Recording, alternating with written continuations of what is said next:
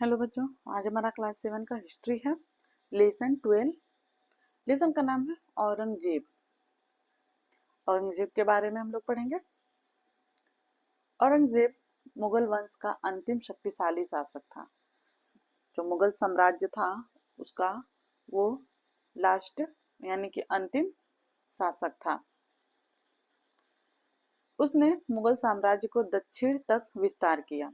औरंगजेब विशाल साम्राज्य स्थापित करने में सफल रहा, परंतु इसी समय मुगल वंश पतनोन्मुख हो गया था। औरंगजेब 1658 ईस्वी से 1707 ईस्वी। औरंगजेब शाहजहां के बाद औरंगजेब 1658 ईस्वी में सिंहासन पर बैठा। उसने शासन की बागडोर संभालने के बाद तड़क भड़क का परित्याग करके सादगी का जीवन अपनाया।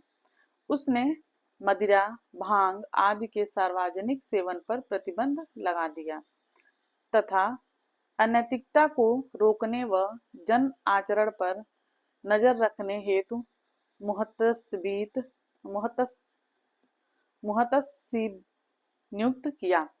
उसने दरबारी नृत्य संगीत पर भी रोक लगाई, किंतु संगीत को राज्य से प्रतिबंधित नहीं किया।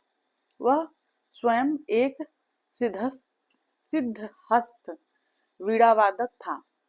समारोह के समय हरम में संगीत का आयोजन परंपरागत ढंग से होता रहा।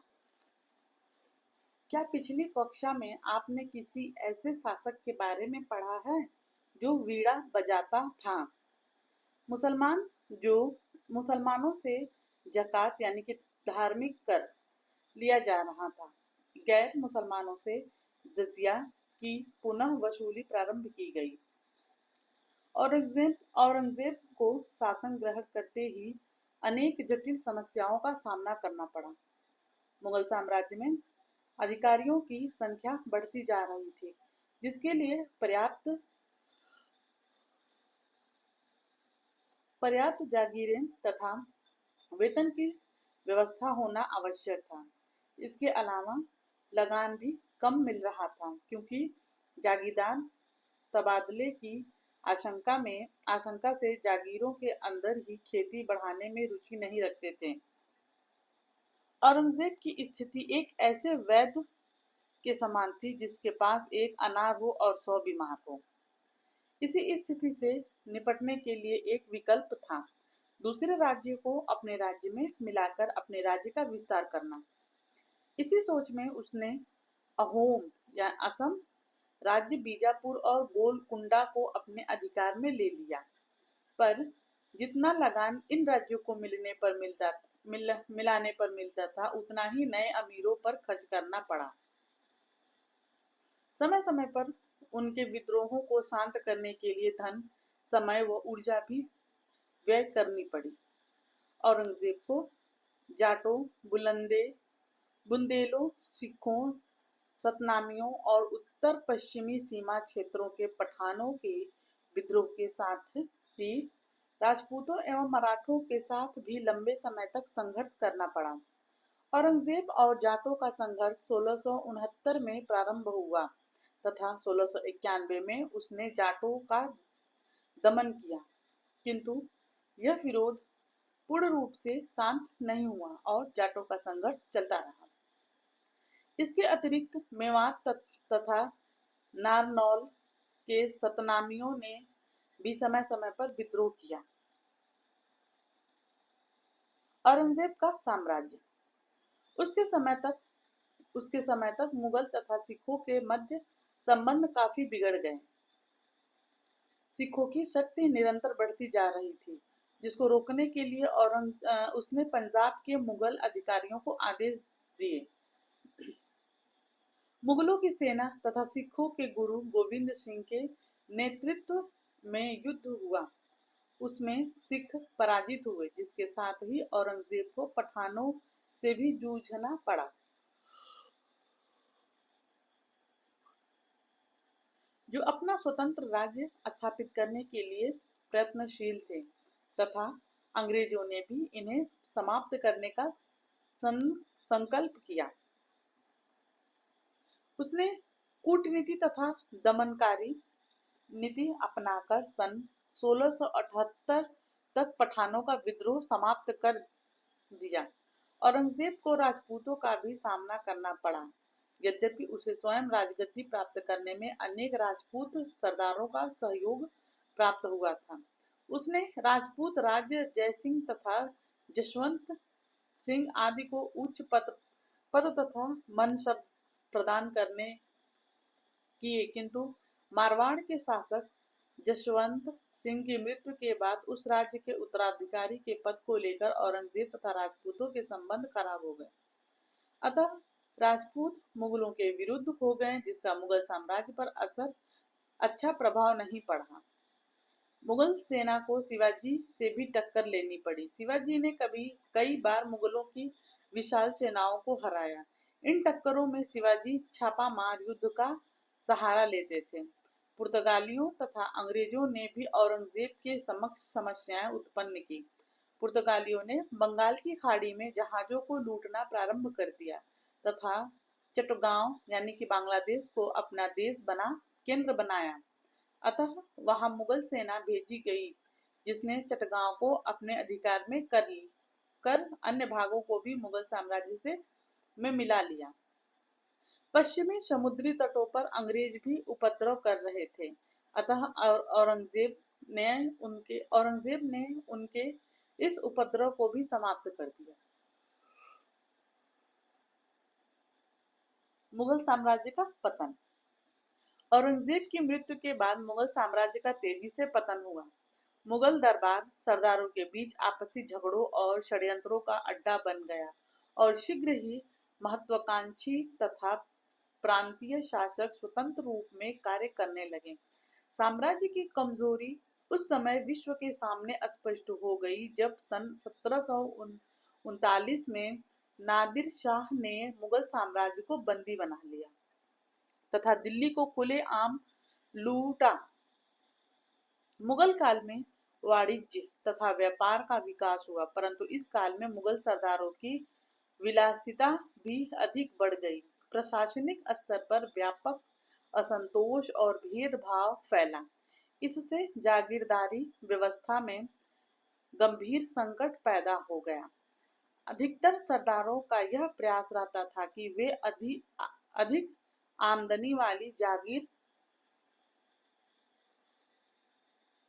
हथिया लें और इस कारण मुगल प्रशासन व्यवस्था में भ्रष्टाचार बढ़ता गया। सरदार स्वाधीनता की कल्पना करने लगे।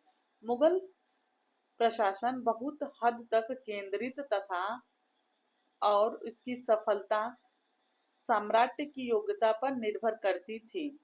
योग्य सम्राटों के अभाव में वजीरों, सरकारों तथा मनसबदारों ने उनका स्थान लेने की चेष्टा की, जो कि मुगल साम्राज्य के पतन का एक कारण बना। राजनीतिक क्षेत्र में औरंगजेब ने कई गंभीर गलतियां की। उसने मराठों एवं राजपूतों को मित्र बनाने की बजाय उन्हें अपना दुश्मन बना लिया। औरंगजेब की मृत्यु तक मुगल साम्राज्य दक्षिण तक फैल चुका था। पूरे साम्राज्य का नियंत्रण उत्तर भारत में ही होता था। बहुत दूर होने के कारण दक्षिण भाग पर प्रभावशाली नियंत्रण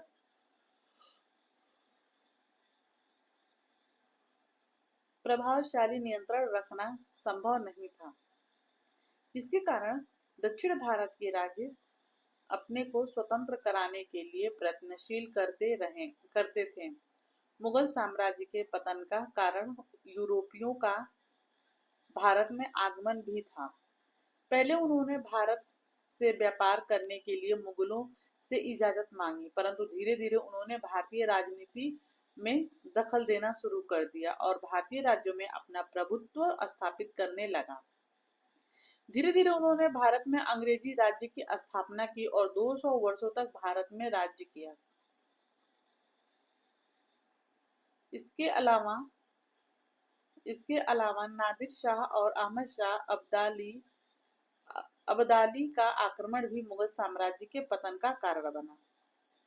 नादिर शाह फारस यानी कि ईरान का शासक था।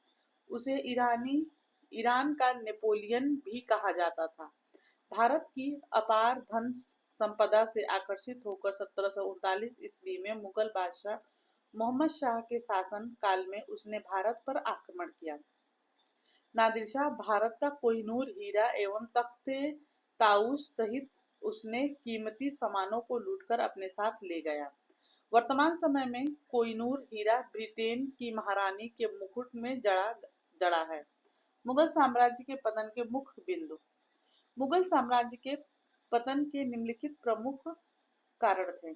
उत्तराधिकारी के लिए उन्होंने होने वाले युद्ध में अपार धन एवं शक्ति नष्ट होती थी। साम्राज्य के कमजोर होने से प्रांतीय गवर्नर शक्तिशाली बन जाते थे और वे सम्राट के विरुद्ध विद्रोह कर देते थे।